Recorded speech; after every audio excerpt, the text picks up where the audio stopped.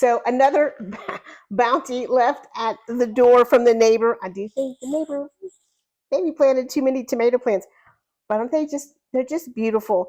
Now I want to jump in and just do some, it's a lot of tomatoes, and I just want to do something with them to preserve them. So I'm going to do a simple, easy tomato sauce in the slow cooker, and then I'll have this tomato sauce, and you can use it for your marinaras and your spaghettis and whatever you would use tomato sauce for. Now, basically, I'm just going to give these a rough chop. I'm not worrying about peeling them. This is going to cook for a long, long time, and then we're going to puree it, and those skins will get broken down. If you really wanted to, you could absolutely peel them. It is, in my opinion, not necessary. Oh, that smells so good. Now, obviously, I'm going to have some BLTs in my future. So now in my pot, I'm going to do 1/4 cup extra virgin olive oil, 2 teaspoons kosher salt, a teaspoon of cracked black pepper, 2 teaspoons pure cane sugar. I'm going to do 2 teaspoons of basil and 2 teaspoons of dried oregano.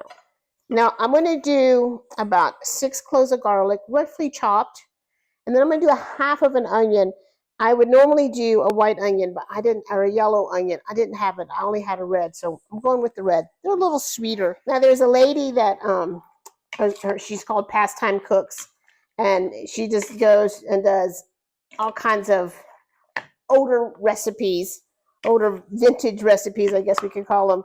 And she posted one the other day, and I saw that it said Bermuda onion. It called for a Bermuda onion, and I thought, gosh, I haven't seen Bermuda onion in forever.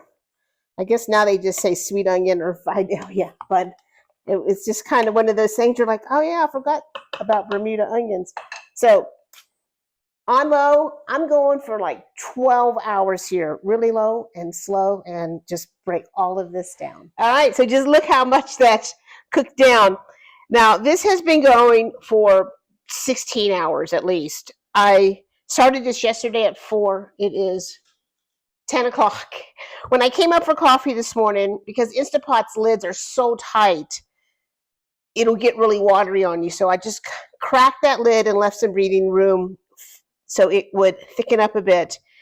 And then about an hour and a half ago, I just took the lid off altogether. And now we're ready to blend. Now, obviously, your immersion blender, food processor, I don't have my pad under my cutting board yet. So I'm off to take Mom to a doctor's appointment, so I just want to get this blended up before I go. I am going for the big blender. I can put a lid on that, and it's not going to splash on me, hopefully. Now, just be careful when you're blending really hot things. I like to just give it a little bit of a vent on top. I think you can imagine just how good the house smells. Now, you can let this come to room temperature, put it in the refrigerator. We would use it, within a week or 2 anyway. You can let it come to room temperature, freeze it, pull it out whenever you need it, or you can make some spaghetti sauce.